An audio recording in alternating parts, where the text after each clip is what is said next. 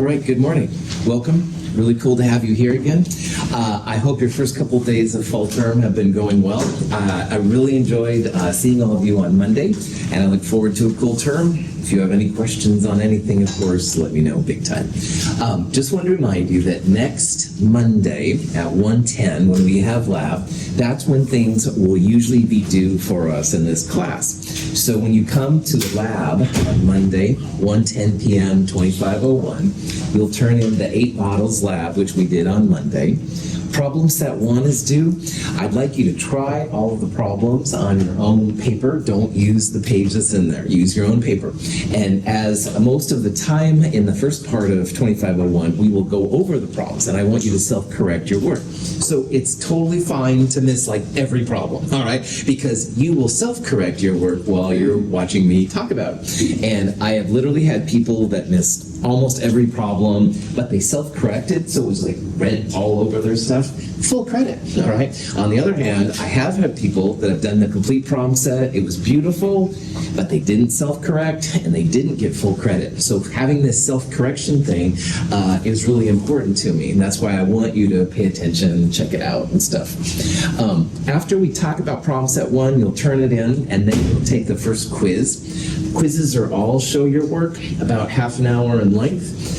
It'll be over stuff from problem set number 1. And when you have quizzes, like all the quizzes, you can always bring your calculator. I'll have a periodic table for you to use. And also, you're welcome to bring 1 page of handwritten notes. And that page can be 8.5 by 11, no bigger than that, please. You can write on both sides, no problem. But again, handwritten, nothing copied, scanned, printed from the internet, stuff like that. Everything has to be handwritten. You'll staple your notes to the back of the quiz when you turn it in, not a problem. And then we'll go next door and we'll do the density in-class lab. And you will need a printed copy of that to bring along with you. So bring that as well on Monday. Any questions, that kind of stuff? There are sample quizzes on our website and in the companion. You can check it out, so you don't have to come in blind, not knowing what your weird instructor might be asking of you. There's also practice problem sets if you want to have extra practice on the work, which is great, no problem. But on Monday, we left off with lectures, and we talked about how small atoms are. And let's just pretend, for the heck of it, that that's about a teaspoon of water. Probably more than that, but let's pretend. There are more molecules of water in a teaspoon of water than there are teaspoons of water in the Atlantic Ocean. And like I was talking about on Monday, you know, Pacific's bigger, it's true. However, Atlantic's big too. Like, you can't see England, you can't see Africa, all right? It's really big. And if you have a little teaspoon out there, man, there's going to be a lot of teaspoons in the Atlantic Ocean of water. But I just put more molecules of water down the sink just now than there are teaspoons of water in the Atlantic Ocean. And that's because these molecules are small, freaking small for my G-rated world that I use. So chemists have to use different models to represent what's happening because they are so small. And there's some really interesting differences that can occur. Now, on the left here are what we would see in our world, which chemists usually call macroscopic. It's the world of computers and cell phones and pencils and paper, stuff like that. Macroscopic's what you see. And gold, as you might probably know, is a solid, like for jewelry and stuff like that. On the other hand, if you've ever seen mercury, aka quicksilver, it's a liquid. It's a really heavy liquid, but it is a liquid. So they look quite different. But on the atomic level, they're actually quite similar. We'll talk about these kind of symbolisms in Chem 222, but on the atomic level, the atoms of mercury and the atoms of gold actually coordinate in very similar kinds of things. So I bring this up to show how chemists need to have different hats on when talking about things. We need to have one hat on when we think about what it looks like in the real world, the macroscopic world. We need a hat when we talk about the atomic level, and often, as we're going to see, we need symbols as well. So all of these will play a factor as we learn the material too in Chem 221. Balloon filled with hydrogen and surrounded by air represents a potential chemical reaction. To initiate the reaction, we need to ignite the balloon. The hydrogen will combine with oxygen in the air to form water in gaseous form, releasing considerable energy in the process.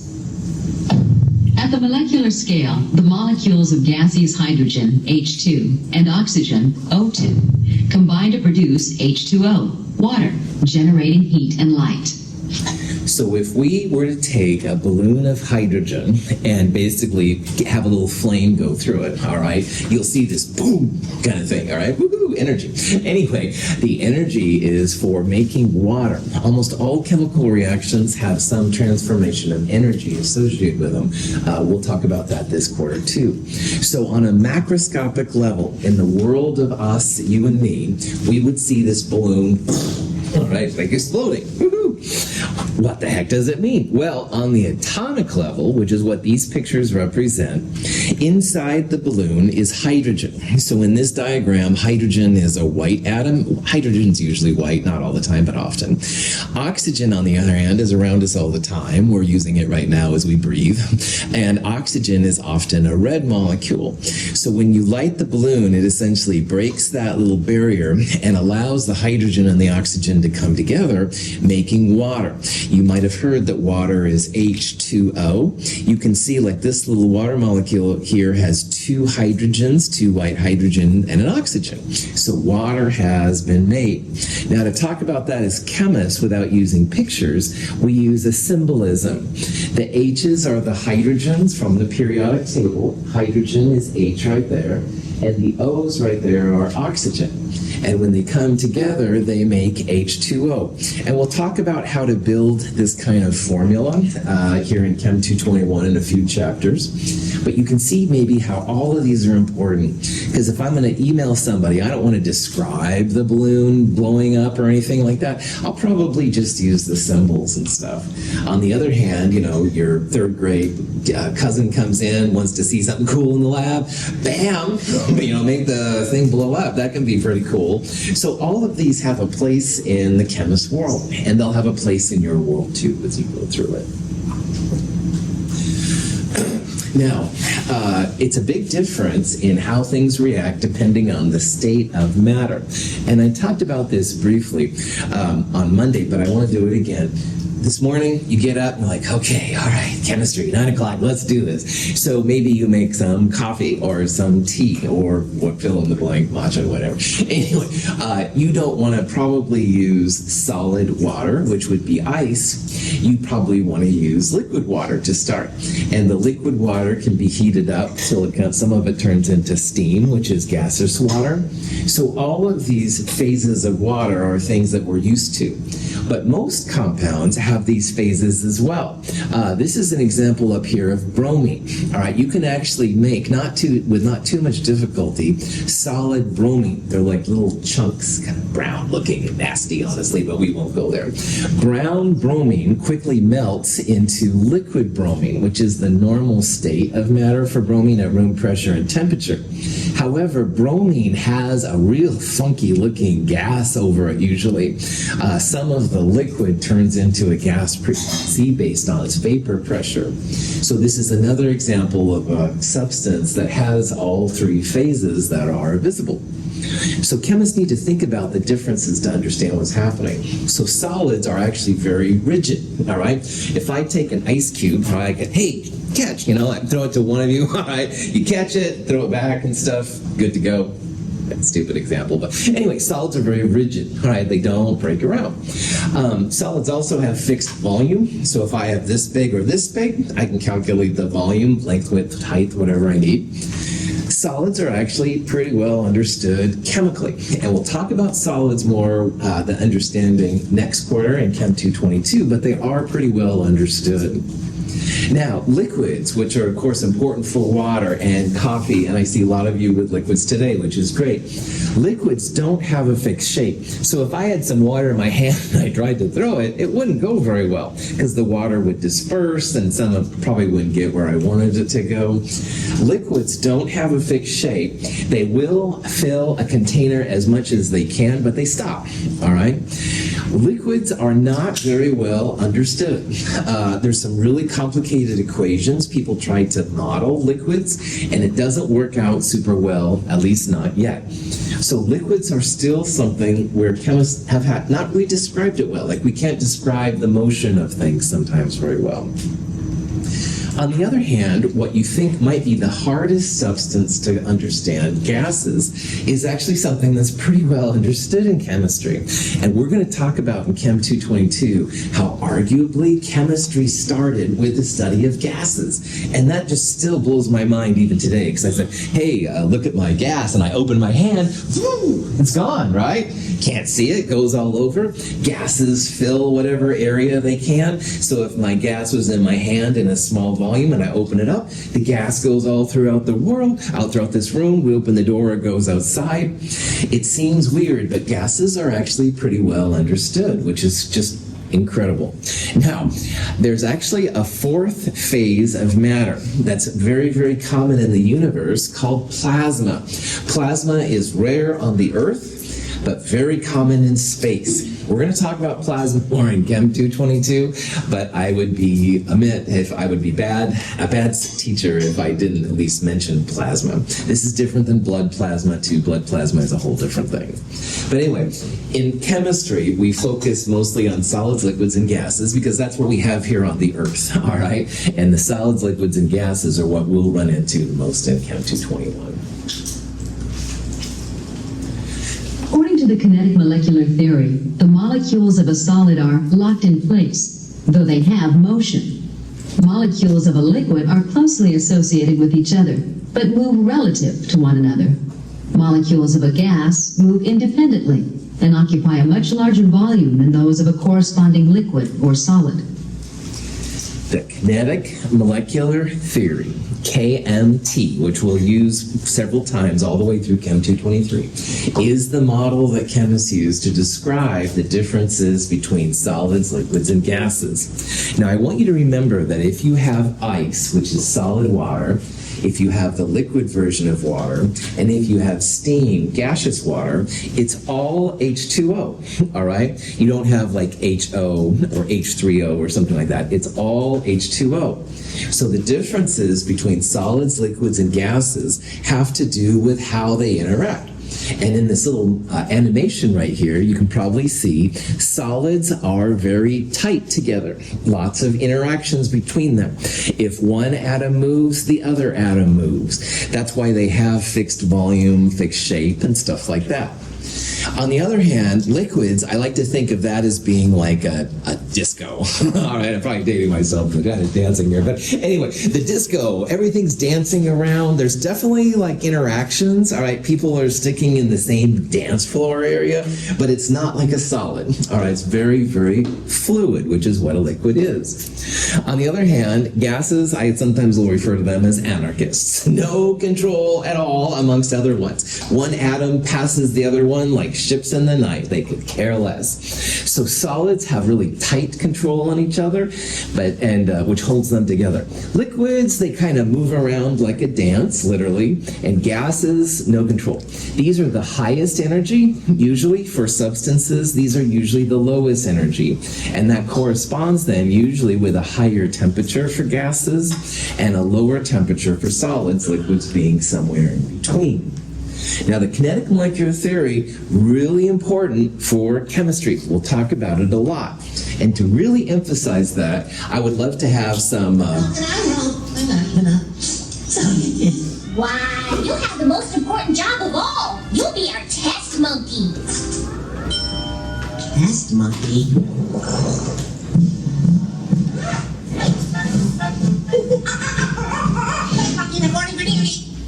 All right, so SpongeBob was excited about being a test monkey. I could use 3 volunteers to be my test monkeys. You have to come down to the front. You'll be in front of the camera. Anybody volunteer?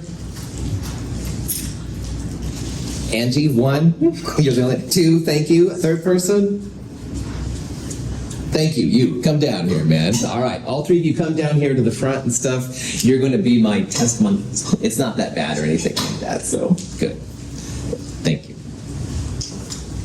I need a third volunteer, man. You want to do it? Yeah, thank you. Can you come down? Cool. Thanks, man. Honestly, it's pretty simple. What I want you to do first is just stand in a line. Right there. Thank you. Yeah. Now, chemists don't usually invoke magic, but I'm going to pretend that I have a magic wand. I don't really, and I'm, kind of a Team Edward more than... Anyway, all right, prop that back on. So, what we're right now, 3 atoms or molecules of a solid. And I want you to all take 1 step forward and 1 step back. Yeah, perfect. This is what happens with a solid.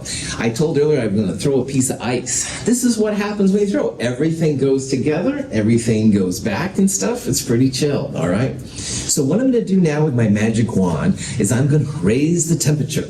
And what was a solid becomes a liquid.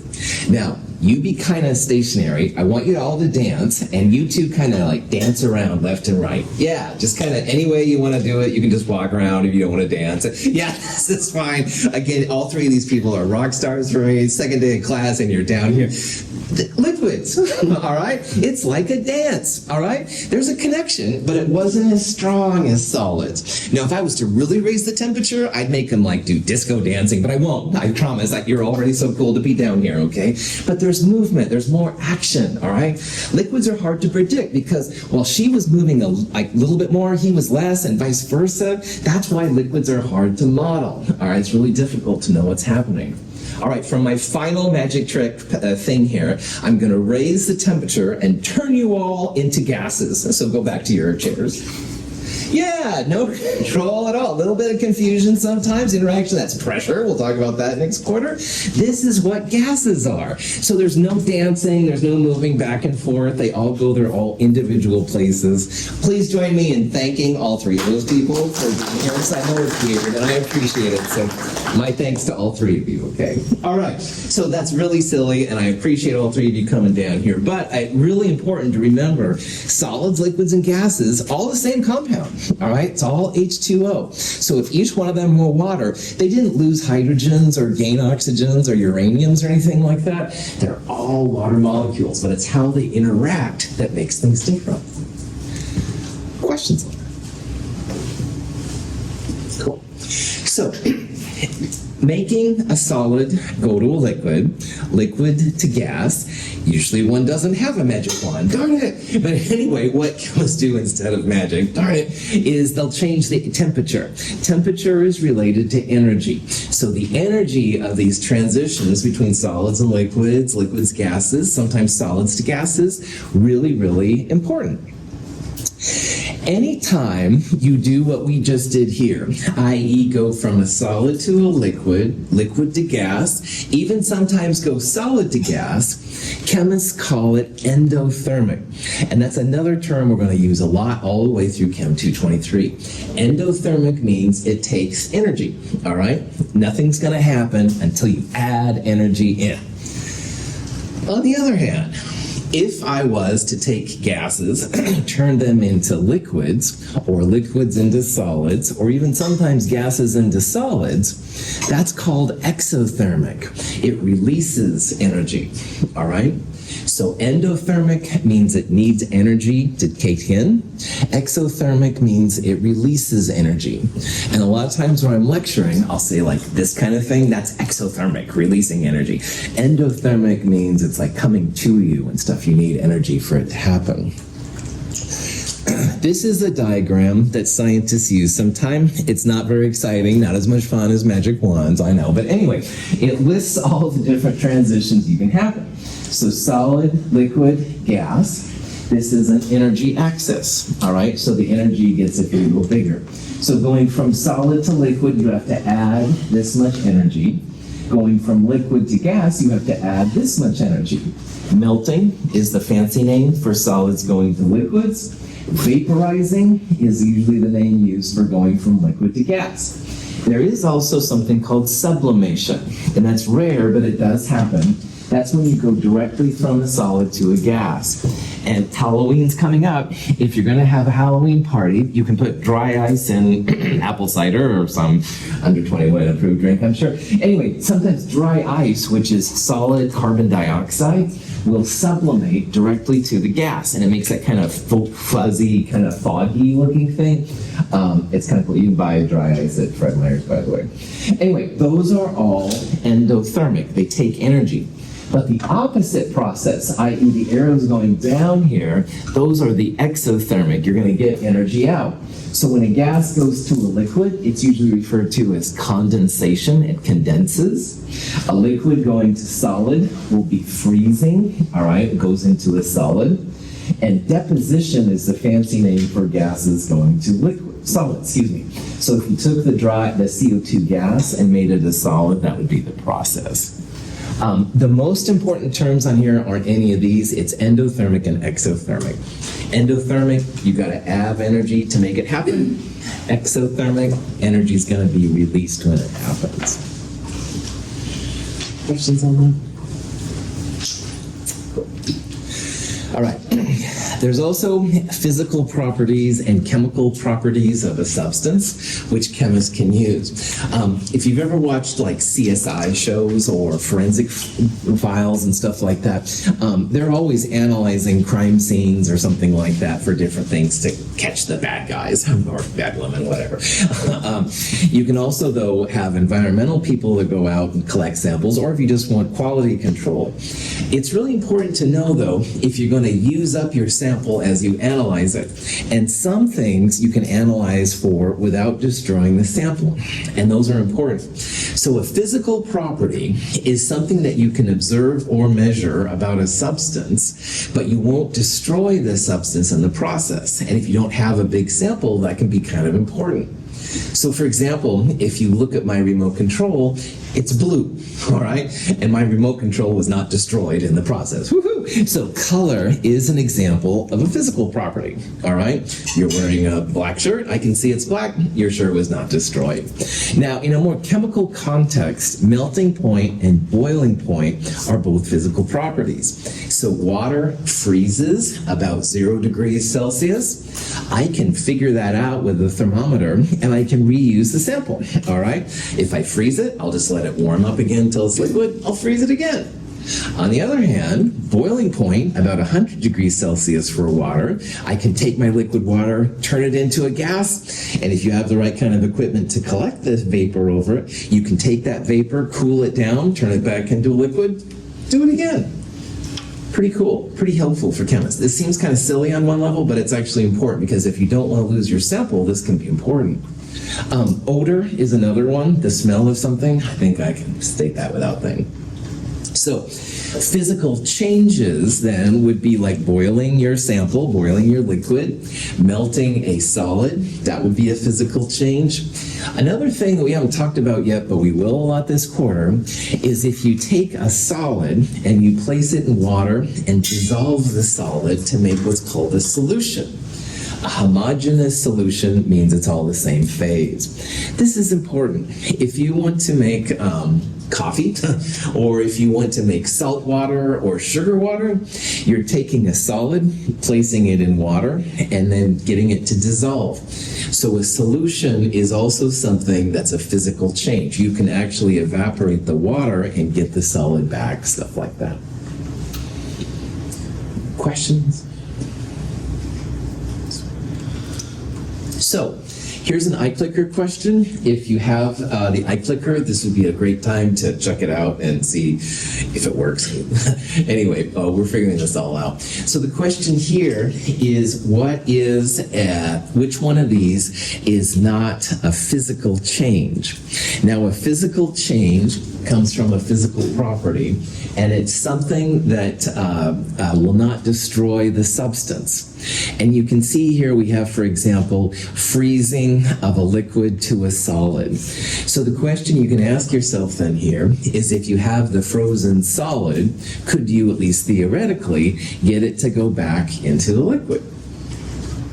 And probably, all right? Most likely, more than not, freezing is one of the things that's a physical property. You could get that to go back. Making a solution is something you could get the solid to come back for too, so that should be all right.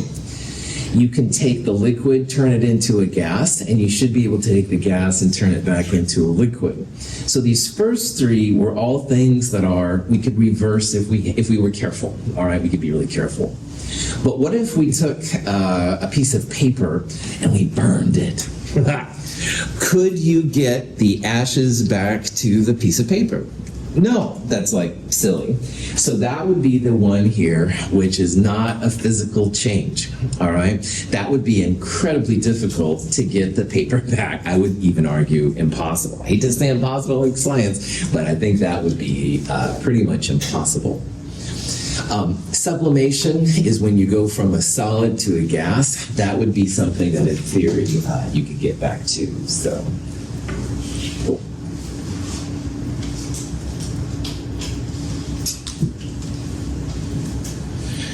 Did anybody just try the clicker? Did it work? Yeah.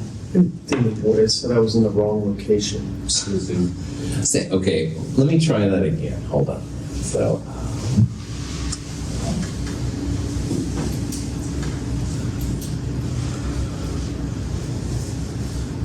Try it now.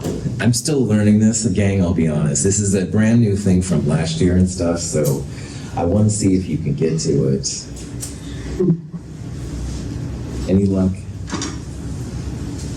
I don't even care which one you put in, I just want to see. Did you have any luck?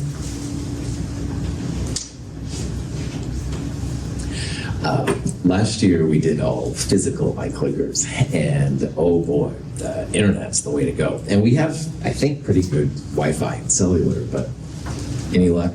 It says the class location is 1571, like the room, and it says I'm too far from the room. Yeah. You saw that too? It's just showing me my location now. I'm too far away. Like I'm not even my eyes. Hold on, can I see your guys' thing? I apologize for this class, but I'm so frustrated by this. Yeah, this is this room, so the class is. I'm not sure. This is still.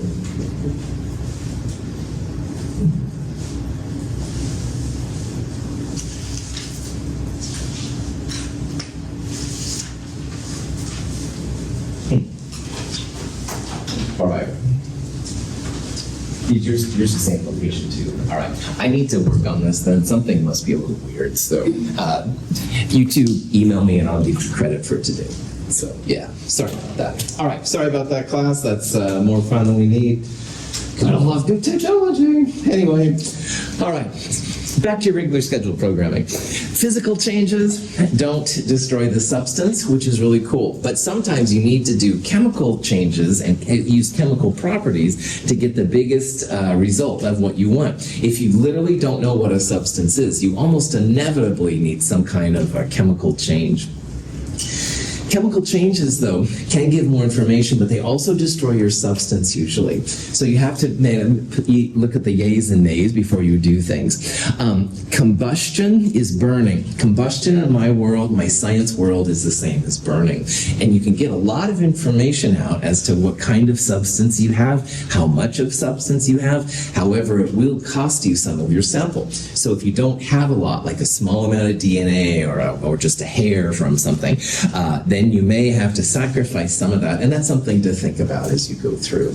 But there are a lot of chemical transformations that are really neat too. All right, so physical properties won't destroy the substance. Magnetism is another one. Magnets and stuff are really useful sometimes to figure out what kind of substance they are. But if you take that paperclip off the magnet, you can keep on using it. So that's another example, as well as color and stuff like that.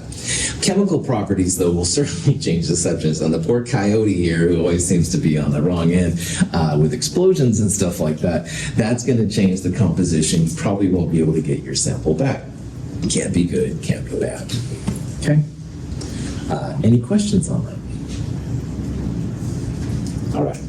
Now, if you're going to talk about things like density, melting points, number of grams burned, atoms, stuff like that, you're going to need some kind of units associated with it. If I said I had 30, you'd be like, cool, Russell, 30 what? Right? Like students, 30 returnable cans to the store. I mean, pizzas, what are you talking about here? So units are super important, all right? And we're going to do a lot with units. Now, units can be in many different kinds of things, but the metric system is what scientists use universally. These are some maps here of the world. You can see the top map has green everywhere except for the United States, and I think it's Sri Lanka, and this little country down here in Africa. Red here shows is showing up here. The green countries are the countries that use the metric system predominantly. Woohoo! And that's awesome. Good old US of A, though, has had trouble transitioning to the metric system. All right. So we are in a world, in a country that, for better or worse, uses these non-metric things. So here's the thing. Temperature, units and stuff like that, when I think of how tall I am, I don't think in terms of meters. I unfortunately think in terms of feet. But as a scientist, if I want to measure something, I use metrics exclusively. Metrics are really, really cool. It takes a while to figure out how this all works out. The value, though, is that all the metric systems are based on powers of 10, 100, 1,000, a million, whatever. But that's nice. You can see down here this picture that someone did. Going from a mile to a yard is 1760. There's 12 inches in a foot. So it's a weird kind of a system that's used for the so-called imperial or American units. And it's not necessarily good or bad, but it's not as convenient to use. So we're going to use the metric system big time. If you've had metric backgrounds already, no problem. But if you haven't, you let me know. It's pretty easy to figure out. If you just take a little time, it's actually pretty chill to see how it all works out. Now, the metric system is based on what's called a metric prefix. And the metric prefixes will be things like kilo, centa, milli, micro, and nano. All right? Then there's also a base unit. Here I've written out the base unit as a meter. So if someone talks about a kilometer or kilometer, you can say it either way, kilo corresponds to 10 to the third or 1,000. So what this means, there's 1,000 or 10 to the third meters in a kilometer, all right? And that's kind of cool. But what's even cooler is that in chemistry, we a lot of times will use mass, which is grams for the base unit. So instead of a kilometer, we'd have a kilogram. We'd have K little g instead of km. And over here, we'd have grams. There's 1,000 grams in a kilogram, just like there's 1,000 meters in a kilometer. And you can do all different things. So there's a kilosecond would be 1,000 seconds, stuff like that. It's a really neat thing. So if you don't know the metric system very well, spend just a little time and you'll be good. But for all of you, I really, really, really want you to know these 5 metric prefixes. Kilo, centa, milli, micro, and nano. Because we're going to use these 5 all the time, all right?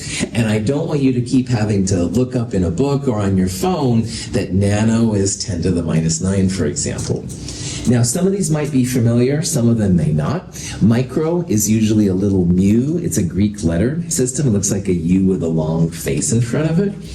Please know these, / memorize them, / put them on your sheet of notes. And in every quiz and exam I'm going to give you, including the final, you will definitely have access to 1 page of handwritten notes, all right? This would be a cool thing to add. So you could put milli, 10 to the minus 3, nano, 10 to the minus 9, stuff like that. We will use other metric prefixes. For example, mega is 10 to the 6, and pico is 10 to the minus 12. I will give you those prefixes. You don't have to worry about those. But these 5 chemists use all the time, and it's really cool to know what they are.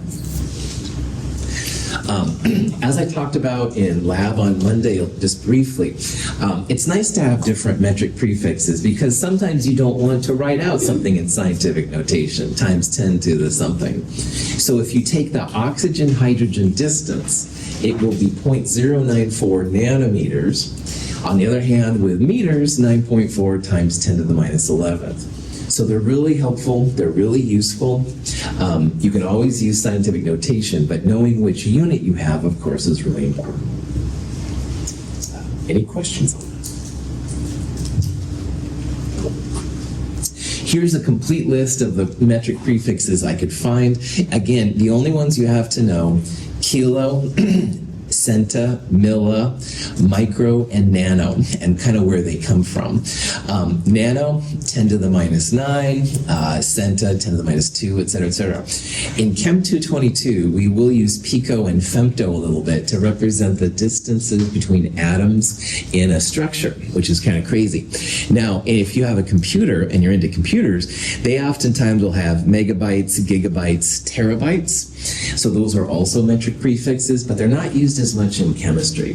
So if we ever have to use them, you'll know it. But again, know those 5, good to go. Cool. Metrics may save your life. This poor slop, crawling in the desert. Oh my gosh, water is 50 meters away. Water this way, 9 kilometers. Well, 9 is less than 50 meters. Well, if you knew the prefixes and stuff, this would be 9,000 meters. This is only 50 meters. All right, stupid joke. Sorry, keep my day job, whatever. All right, so here's a kind of question that you might see. And I tried to just open this up, but at this point, who knows if it's going to work or not. Anyway, this is the kind of question you might see. And it says, all right, so here's 4 lengths, all right? And it says put them in order of increasing size. 215 looks bigger than any of these, but it's millimeters, all right?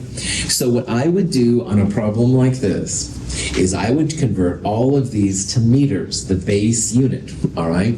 Now, this is already in meters, and this is already in meters, so you don't have to do anything to those two. When it comes to centimeters, 100 centimeters is a meter, or 10 to the minus 2 meters is 1 centimeter. So this would be 0.09 meters. And if we took, there's 1,000 millimeters per meter. So if you divided this number by 1,000, you'd get 0.215.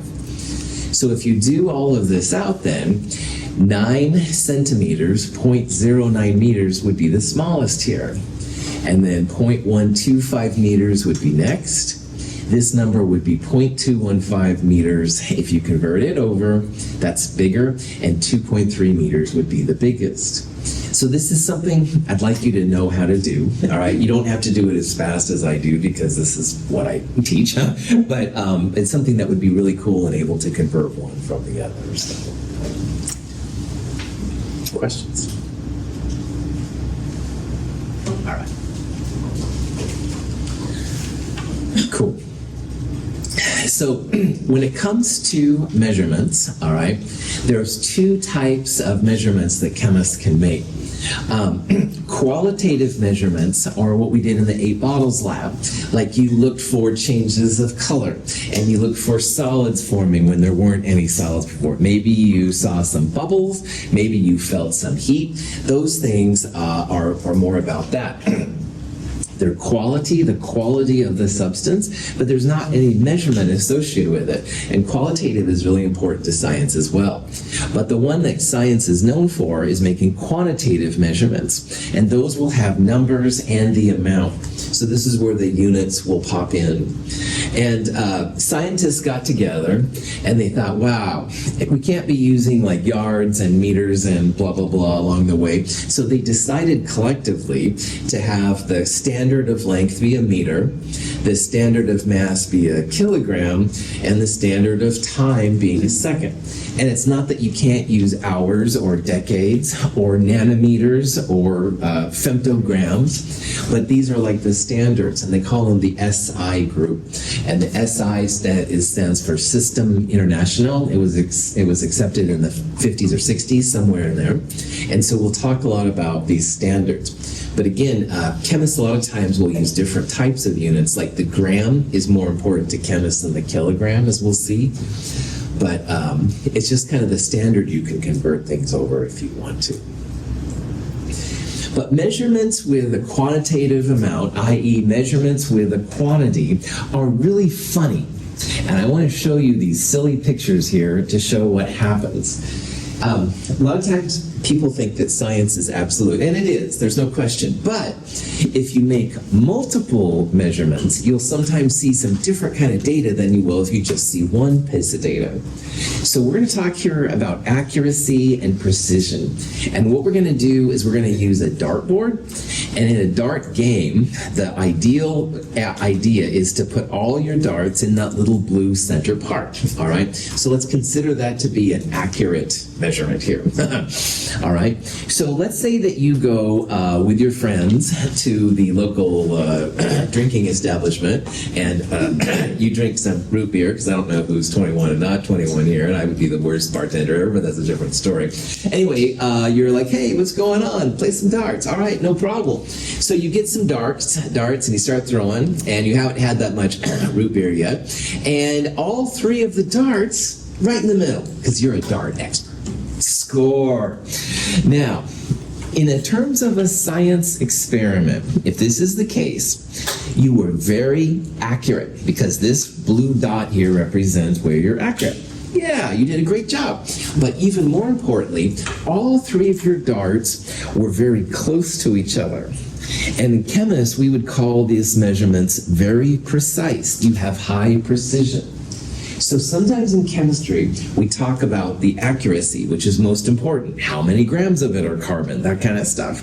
But we also worry about precision, which is when you have multiple experiments done, and hopefully most of them are pretty close to each other. Bear with me. So you're drinking more root beer at this point, and woo, that sugar gets pretty strong sometimes. So you play darts again, all right? And again, you're a dart expert, but you're starting to get the sugar shakes a little bit there. So, now all three darts go a little too high. Now, if this was a science experiment, what it says is that your accuracy is not very good. You've got the sugar shakes, all right, if you will. But you're still good enough that your measurements, your three darts, were close to each other. This is a common phenomenon in science. Like, you'll do multiple experiments, and they're all really close to each other. That means high precision, and that means you're paying attention. But sometimes the experiment itself is kind of wonky. It's not really giving you a good result. It's not being very accurate. So scientists will, at the very least, try to be precise. All your measurements will be the same. And these are just 3 experiments, but it could be 100 experiments. Depends what you have. You want them to all be pretty close to each other, but you always have to worry a little bit about, is the precision the same as accuracy? In the last one, it was, all right? But this one, the precision was not the same as accuracy. But the scientist fears this one the worst. So now you're just blasted out on root beer, and you can't hit the side of a barn. You know, you're throwing darts and stuff. They're not close. You're not a dart master anymore. You need to detox from root beer. Anyway, these now are far apart on the dartboard, all right? So you don't have good precision. Like, the darts aren't being thrown the same way. You're not paying attention to your experiment. So this would be poor precision and also poor accuracy. So why I throw these ridiculous animations up is to tell you about being a good chemist, all right? Because hopefully you want to do more than one experiment just to make sure that your values are worth it. And hopefully, at the very least, all of your experiments will be pretty close to each other. That means, at the very least, you have high precision. High precision just means the experiments are close. But you always have to worry a little bit is if your precise measurements are actually accurate, like that's where you want it, or maybe they were off from where the accuracy part was. So chemists and all experimental scientists, engineers, physicists, biologists, etc., worry about precision and accuracy. And at the very least, if you're paying attention, you should be able to get pretty good precision. But the accuracy is always something just to be a little worried about. So and here's, and by the way, don't stand too close to the dartboard, especially if someone's had too much root beer. Anyway, just say no, kids. Anyway, so accuracy and precision, there are certain experimental techniques, and we'll use these this quarter, which help us to understand how close we are. Like, are we accurate? Are we precise? If you're going to do a measurement for accuracy, you need to know the true value of what you're looking at, all right? And in a chemistry lab, that's pretty easy because I know the kind of chemicals that are going out, so we can then figure out that. Percent error is a way to measure accuracy. So if you have a small percent error, that means your values are very, very close to the actual value. Pat yourself on the back. Precision, on the other hand, tells how close the measurements are to each other. The first and the second dartboard both have high precision because the darts are really close to each other. The third one has really poor precision.